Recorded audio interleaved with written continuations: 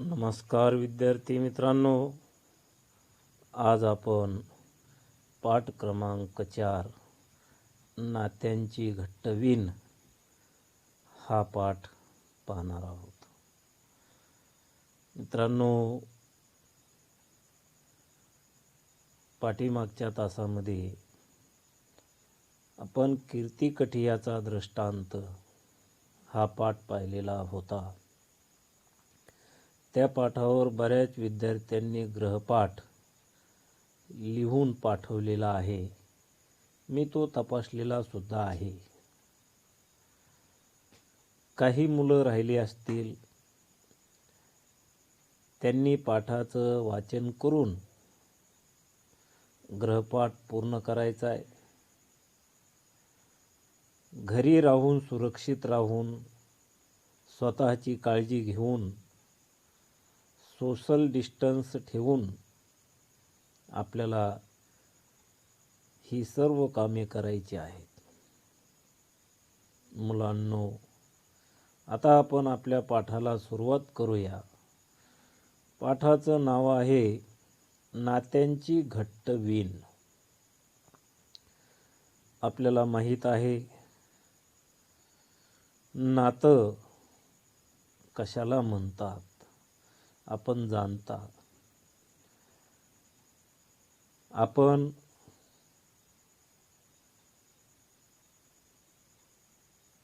समाजात राहतो आणि समाजातल्या प्रत्येकासोबत आपलं नातं निर्माण होतं. कुटुंबातल्या प्रत्येक व्यक्तीसोबत आपलं नातं असतं. आई, वडील, भाऊ, मामा, काका, मावशी, तात्या, हे सर्व आपली नातेवाईक असतात. मग या सर्व नात्यांची घट्ट एक वीण असते. वीण म्हणजे कापड तयार करण्यासाठी धाग्यांची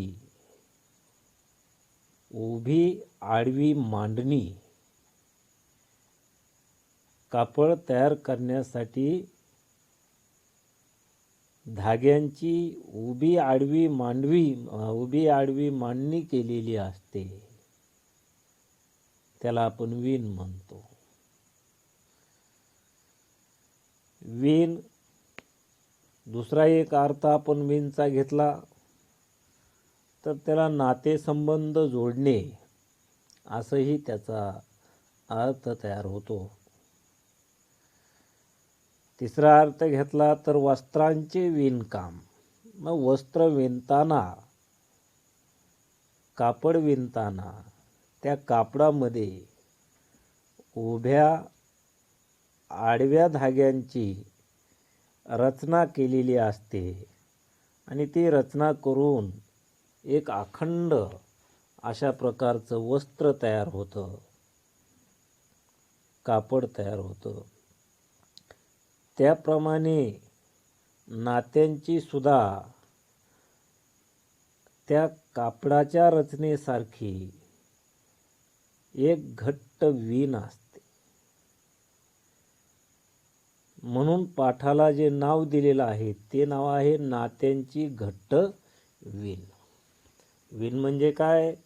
कापड तयार करण्यासाठी केलेली उभ्या व आडव्या धाग्यांची रचना. त्या उभ्या आडव्या धाग्यांनी मिळून कापड तयार होतं. त्याप्रमाणे नाती सुद्धा अशाच पद्धतीने विणली जातात आणि त्या नात्यावर प्रकाश टाकणारा हा सुंदर पाठ आहे. पाठाचं नाव नात्यांची घट्ट वीण. लेखिका आहेत मीरा शिंदे. आपण परिचय पाहू. विविध नियतकालिकातून आणि मासिकातून कथा कवितांचे लेखन. आपल्या लेखिकेने कथा लिहिलेल्या आहेत, कविता पण लिहिलेल्या आहेत आणि त्या वेगवेगळ्या प्रकारच्या वर्तमानपत्रामधून आणि मासिकामधून प्रकाशित केलेल्या आहेत. आपल्याला माहीत आहे मासिक कशाला म्हणायचं? जे महिन्याला प्रकाशित केलं जातं त्याला मासिक असे म्हणतात. मध्यवर्ती गाभा घटकाकडे आपण जाऊया. प्रत्येक माणूस हा अनेक नात्यांनी परस्परांशी गुंपलेला असतो. गुंपलेला म्हणजे बांधलेला असतो. जन्मापासून सुरू झालेला हा नात्यांचा प्रवास अखेरपर्यंत चालूच राहतो. एवढी नात्यांची विण घट्ट असते. प्रस्तुत पाठात लेखिकेने नात्यांचे वर्णन सहजतेने व परिणामकारकरित्या स्पष्ट केले आहे. प्रस्तुत पाठ हा आवाम 2010 या मासिकातून घेतला आहे. मध्यवर्ती गाभा घटक आपल्याला संपूर्ण पाठाचा सारांश सांगतो. मुलांनो, लेखिका आपल्याला प्रस्तावनेमध्ये सांगते, प्रत्येक माणूस हा नात्यांनी परस्परांशी गुंफलेला असतो. असा एकही माणूस आपल्याला सापडणार नाही की त्याचं कुणाशीच नातं नाही. नातं हे प्रत्येकाचंच असतं. माणूस हा समाजामध्ये वावरतो, कुटुंबामध्ये वावरतो, तो एकटा राहू शकत नाही. म्हणून तो नात्यामध्ये बांधला जातो. मग ही जी नाती आहेत, ही नाती जन्मापासून सुरू होतात. अगदी माणसाच्या अखेरच्या प्रवासापर्यंत ही नाती घट्ट बांधली जातात. आणि तेच या पाठामध्ये सांगितलेलं आहे. नात्यांचं वर्णन परिणामकारकरित्या स्पष्ट केलेलं आहे. सहज समजेल सोप्या भाषेमध्ये पटवून सांगण्याचं काम मीरा शिंदे यांनी केलेलं आहे. आणि हा पाठ घेतलेला आहे आवाम 2010 मध्ये प्रकाशित झालेलं मासिक, त्या मासिकातून हा पाठ घेतलेला आहे. आपण पाठाला सुरुवात करू. जन्माला आलेला प्रत्येक माणूस जन्माबरोबरच किंवा नाळेबरोबरच नातं नावाची एक भली मोठी माळ लिहून येतो. ज्या माळेत नाते नामक मणी एकामागोमाग एक ओवलेले असतात. हे मोती मग एक सुंदर विण गुंफत जातात. आपल्या सर्वाभोवती नकळत विणली जाणारी आणि भेटणाऱ्या प्रत्येक नात्याने अधिकाधिक मजबूत होत जाणारी ही नात्यांची विण प्रत्येकाभोवती गुंतली जाते. नात्याला एक नाव देत ती कधी जवळीक साधते, अगदी स्वकीय होऊन जाते, तर कधी कधी परक्याप्रमाणे वागते. नाती जन्माबरोबर आलेली असोत वा सहवासातून किंवा वातावरणातून निर्माण झालेली असू देत, त्यातही स्वकीय परकीय असा भेदाभेद दिसतोच. मुलांनो, या पहिल्या उतार्यामध्ये आपल्याला मीरा शिंदे यांनी नात्यांचं सहज आणि परिणामकारकरित्या वर्णन केलेलं दिसून येत आहे. नाती जन्माबरोबर आपल्या सोबती आलेली असतात. जन्माबरोबर. आणि हे जन्माबरोबर नातं जे येतं ते अगदी आयुष्याच्या शेवटच्या टोकापर्यंत हे नातं गुंफलं जातं. त्यासाठी त्यांनी आपल्याला माळीचं उदाहरण दिलेलं आहे. या नात्यांची एक माळ तयार होते. माळीमध्ये ज्या पद्धतीने एक एक एक एक मणी ओवला जातो, त्या पद्धतीने नात्यामध्ये सुद्धा एक एक एक एक नवनवीन नातं निर्माण होत असतं. जन्माबरोबर नाती निर्माण होतात, सानिध्याने नाती निर्माण होतात, कळत नकळत नाती निर्माण होतात आणि या नात्यांची एक सुंदर वीण तयार होते आणि ती वीण आपल्याला एक नवीन अशा पद्धतीची ओळख करून देते. नात्याला एक एक नाव देत ती कधी जवळीक साधते, कधी स्वकीय होऊन जाते, तर कधी परक्याप्रमाणे वागते. स्वकीय म्हणजे जवळची होऊन जाते, तर कधी परकीय होऊन जाते. मग ही जी नाती निर्माण होतात, ही नात्यांची माळ तयार होत असताना काही नाती आपल्याला आपली वाटतात, तर काही नाती आपली असताना देखील ती परक्याप्रमाणे वागू लागतात. मग नाती जन्माबरोबर निर्माण झालेली असोत, सहवासातून निर्माण झालेली असोत किंवा वातावरणातून निर्माण झालेली असोत, त्यामध्ये आपलं आणि परक असा भेदभाव दिसतो. मुलांनो, आपण पाहतो, आपण आपल्या गावचा आपला एखादा माणूस हा आपल्याला आपला वाटतो आणि दुसऱ्या गावचा एखादा माणूस जर आपली त्याच्यासोबत ओळख निर्माण झाली, तरी देखील शेवटी आपल्या गावच्या माणसाला आपण आपला माणूस म्हणतो आणि बाहेरच्या माणसाला जरी आपला आणि त्याचा जवळचा संबंध आला, तरी देखील त्याला आपण दुसऱ्याच्या गावचा असे म्हणतो. शेवटी तिथे आपला आणि परका असा भेदभाव येतोच. हेच या ठिकाणी सांगितलेलं आहे की नातं कोणतंही असू द्या, त्याच्यामध्ये भेदभाव हा निर्माण होतोच. आपलेपणा तुपलेपणा निर्माण होतो.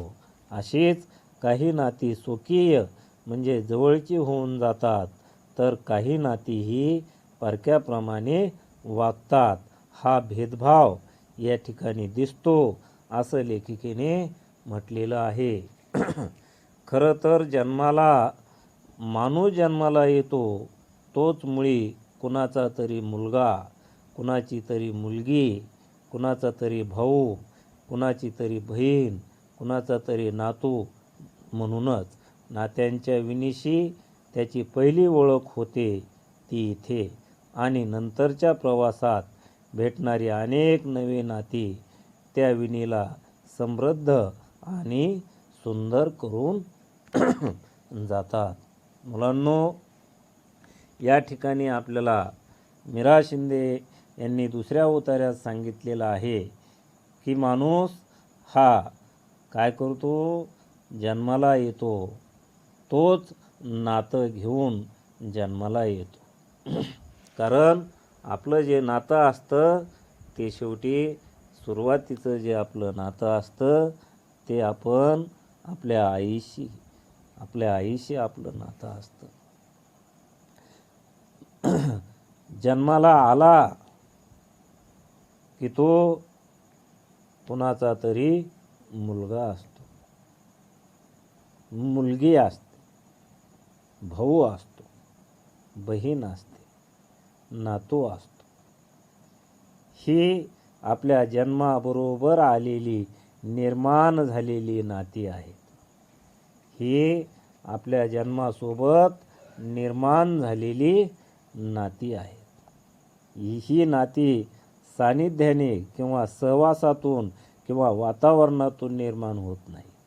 ही जन्मासोबतच निर्माण झालेली आहे. आणि म्हणून लेखिकेने या ठिकाणी आपल्याला सांगण्याचं काम केलेलं आहे की ही नाती आपण आपला जन्म झाला की निर्माण होतात. कारण आपण पाहतो की आपला काका असतो, आपली काकू असते, मामा असतो, मामी असते, भाऊ असतो, बहीण असते. ही त्या नात्यांची पहिली ओळख होते आणि नंतरच्या प्रवासात नवनवीन अशा प्रकारची नाती निर्माण होतात आणि त्यांची एक सुंदर वीण तयार होते, सुंदर त्या नात्यांची बांधणी तयार होते, गुंफण तयार होते. कशी गुंफण तयार होते? रेशमाच्या धाग्यासारखी. ही वीण एकाच वेळी नाजूकही असते आणि भक्कम, मुलायम आणि धारदारही असते. अशी ही बहुरंगी वीण, बहुरंगी म्हणजे वेगवेगळ्या रंगांची, अनेक रंगांची वीण अलगदपणे नात्यांचे एक एक पदर आपल्यासमोर उलगडत जाते. नात्यांच्या आठवणीने कधी डोळ्यात पाणी जमतं, तर कधी त्या आठवणीसह हृदयात नाती जपली जातात, ती कायमचीच. मित्रांनो, मीरा शिंदे यांनी या नात्यांना रेशमाच्या धाग्याची उपमा दिलेली आहे. रेशमाच्या धाग्यासारखी ही नात्यांची वीण तयार होत जाते.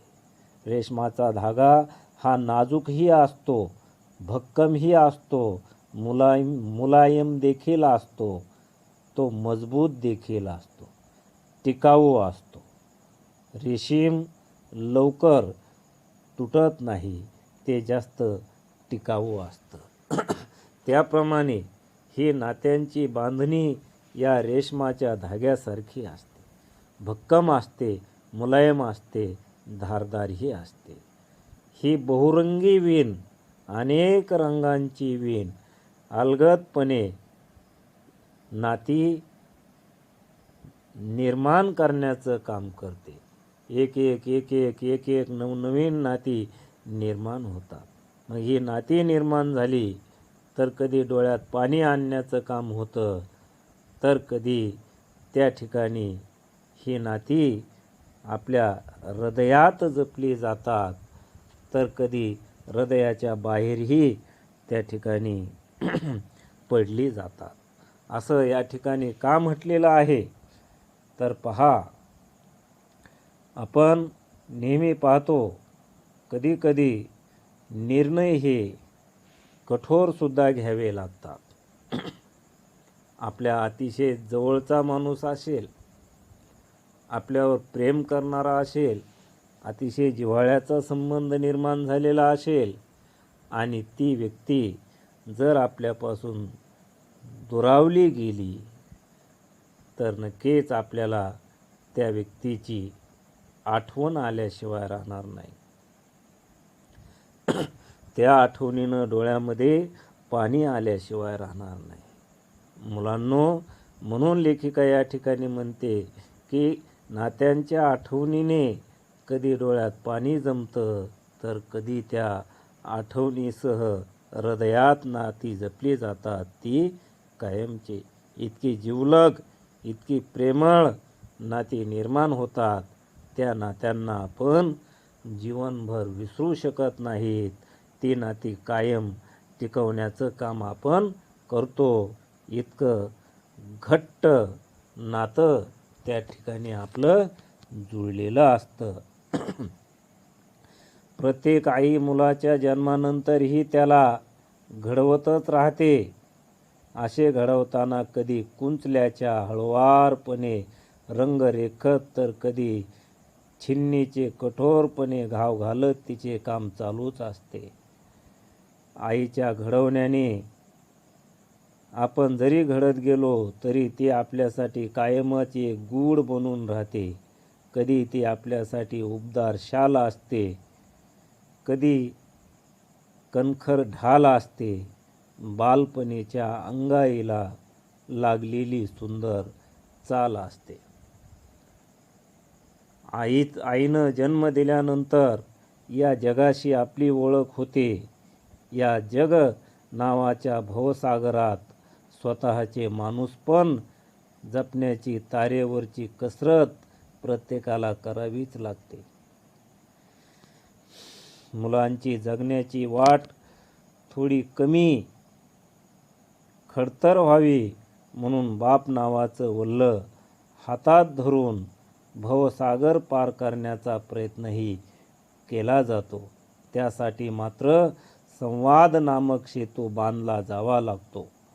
मग या संवादातून बापाचं बाप असणं ठळकपणे जाणवत राहतं. मुलांनो, या ठिकाणी दुसऱ्या उतार्यामध्ये मीरा शिंदे यांनी अत्यंत सुंदर वर्णन नात्यांच्या बाबतीत केलेलं आहे. आई मुलांना घडवण्याचं काम करते. त्यासाठी त्यांनी उदाहरण दिलेलं आहे चित्रकाराचं.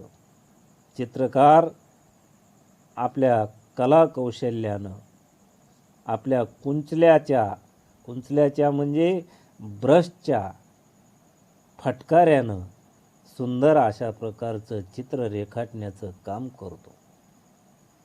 त्या पद्धतीने मुलाचा जन्म झाल्यानंतर आई त्या बाळाला लहानाचं मोठं करते, संस्कार घडवण्याचं काम करते आणि तो संस्कार घडवताना त्या मुलाला कधी समजावून सांगण्याचं काम करते, तर कधी कठोर बोलण्याचं काम करते. म्हणून लेखिका या ठिकाणी आपल्याला सांगतात की कधी हळुवारपणे तर कधी कठोरपणे घाव घालण्याचं काम तिचं चालूच असतं. म्हणजेच आपल्याला समजून सांगण्याचं काम करते, प्रेमाने सांगण्याचं काम करते. आपण नाहीत प्रेमानं ऐकलं तर आई आपल्याला वेळ प्रसंगी शिक्षा करण्याचंही काम करते. पण आपलं बाळ घडलं पाहिजे, त्याचं भविष्य उज्ज्वल झालं पाहिजे, त्याचं जीवन स्वतःच्या पायावर उभं राहिलं पाहिजे, असा संस्कार करण्याचं काम त्या ठिकाणी आई करते. माता जिजाऊने देखील शिवबाला घडवताना प्रेमळ आणि कठोर या दोन गोष्टींचा त्या ठिकाणी काय केलेलं आहे. आपण इतिहास वाचताना आपल्या लक्षात येतं शिवबांनी सुद्धा आईचं बोलणं खाल्लेलं आहे.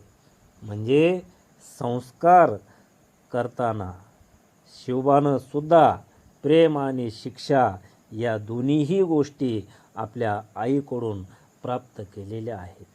त्याप्रमाणे प्रत्येक बाळाची आई ही आपल्या लेकरांचं कल्याण शोधण्याचा प्रयत्न करत असते, त्याच्यावर चांगला संस्कार घडवण्याचा प्रयत्न करत असते. आणि म्हणून लेखिका या ठिकाणी म्हणते ही आई आपल्यासाठी उबदार शाल असते. आपल्यावर जीवापाड प्रेम करणारी ती आपली आईच असते. कणखर ढाल असते. आपलं रक्षण करण्याची जबाबदारी आईनं स्वतःच्या खांद्यावर घेतलेली असते. आपली ती रक्षणही करण्याचं काम करते, आपल्यावर संस्कारही घडवण्याचं काम करते. आई बालपणीच्या अंगाईला लागलेली सुंदर चाल असते. बालपणी आई आपल्याला अंगाई गीत म्हणून म्हणून म्हणून म्हणून झोपी घालते. एक गाजलेलं अंगाई गीत आहे मुलांनो. माता म्हणतात अंगाई गीत लहान असताना आपल्या बाळाला थोपटून थोपटून झोपवण्याचं काम करतात. निंबोनीच्या झाडामागे चंद्र लपला ग बाई, निंबोनीच्या झाडामागे चंद्र लपला ग बाई, सांग माझ्या पाडसाला झोप का ग येत नाही, निंबोनीच्या झाडामागे चंद्र लपला ग बाई. अशा प्रकारची अंगाई गीत असतात. आई ही एक अंगाई गीताला लागलेली सुंदर चाल आहे. मुलांनो, आणि हे नातं आपल्या जन्माबरोबर निर्माण झालेलं नातं असतं. आईने जन्म दिल्यानंतर या जगाशी आपली ओळख होते. मग हे जग नावाच्या भवसागरात, मित्रांनो, भवसागर म्हणजे संसार रूपी सागर. भवसागर म्हणजे संसार रूपी सागर, किंवा आपल्या अवतीभोवतीचं आपल्याला जाणवणारं जग, त्याला भवसागर असे म्हणतात. आईनं जन्म दिला, आपण लहानाचे मोठे होतो, आपली ओळख जगासोबत होते. मग या जग नावाच्या सागरामध्ये आपण उडी घेण्याचं काम करतो आणि तिथे आपल्याला माणूसपण जपण्याची खरी कसरत करावी लागते. त्यासाठी आपली तारांबळ उडते. तारेवरची कसरत म्हणजे आपल्याला त्या ठिकाणी गोंधळ उडण्याची आपली शक्यता असते, तारांबळ उडण्याची शक्यता असते. आपल्याला खूप परिश्रम त्या ठिकाणी करावं लागतं, जेणेकरून आपण आपलं माणूसपण, आपली माणुसकी, इतराबरोबर आपलं नातं त्या ठिकाणी आपण जपलं जातं. आणि हे सोपं व्हावं म्हणून बाप आपल्याला काय करतो, आपल्या हाताला धरण्याचं काम करतो. या संसाररूपी सागराच्या पलीकडे जाण्यासाठी आपली वाट हलकी करण्याचं काम करतो. त्यासाठी काय महत्त्वाचं आहे, संवाद नामक सेतू महत्त्वाचा आहे. सेतू म्हणजे पूल, संवाद महत्त्वाचा आहे. आणि तो संवाद मुलाचा आणि बापाचा अत्यंत मनमिळावू आणि प्रेमळ असणं आवश्यक आहे. आपण पाहतो आजकाल हा संवाद थोडा दुरावलेला आपल्याला दिसून येतो. मुलाची आणि बापाची लवकर भेट व्हायला तयार नाही, अंतर पडत चाललेलं आहे. बाप घरी असेल तर मुलगा दारातून डोकावून पाहतो, पप्पा दिसतेत मध्ये, चला आपलं बाहेर. जरी घरात आलेच योगायोगाने, तर पप्पा बाहेरच्या खोलीत, मुलगा आतल्या खोलीत. मग यामुळं कसा संवाद होईल?